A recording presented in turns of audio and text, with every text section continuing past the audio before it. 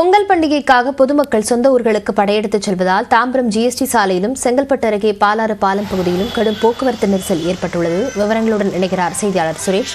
சுரேஷ், இந்த போக்குவரத்து நெரிசலை தவிர்ப்பதற்கான ஏற்பாடுகள் எதுவும் காவல்துறை தரப்புல செய்யப்பட்டிருக்கா? அதாவது லாவண்யா, சென்னையில் வசித்து வரும் தென் மாவட்டங்களைச் சேர்ந்த பொதுமக்கள் பொங்கல் பண்டிகை கொண்டாடுவதற்காக தனது சொந்த ஊருக்கு நேற்று முதலே செல்ல தொடங்கியுள்ளனர்.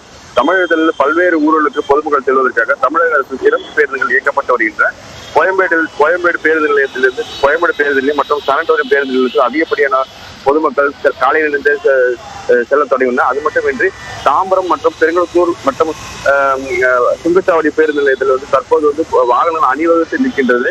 அது மட்டும் இதனால் கடும் போக்குவரத்து நெரிசல் ஏற்பட்டு பொதுமக்கள் அவதிப்பட்டு வருகின்றனர்.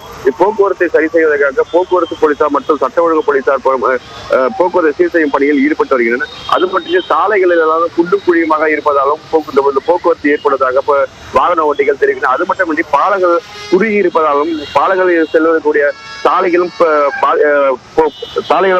பள்ளமேடுகளாக இருப்பதாகவும் போக்குவரத்து நெரிசல் ஏற்படுது. தற்போது இன்று மாலை அதிகப்படியான வாகனங்கள் ஜிஎஸ்டி சாலையில் பயன்படுத்தக்கூடாத கடும் போக்குவரத்து நெரிசல் ஏற்படக்கூடிய வாய்ப்பும் உள்ளது. அதுக்கான ஏற்பாடுகள் விரைவில் செய்ய வேண்டும் என வாகன ஓட்டிகள் பொதுமக்கள் கோரிக்கை வைத்துள்ளனர். விவரங்களுக்கு நன்றி சுரேஷ்.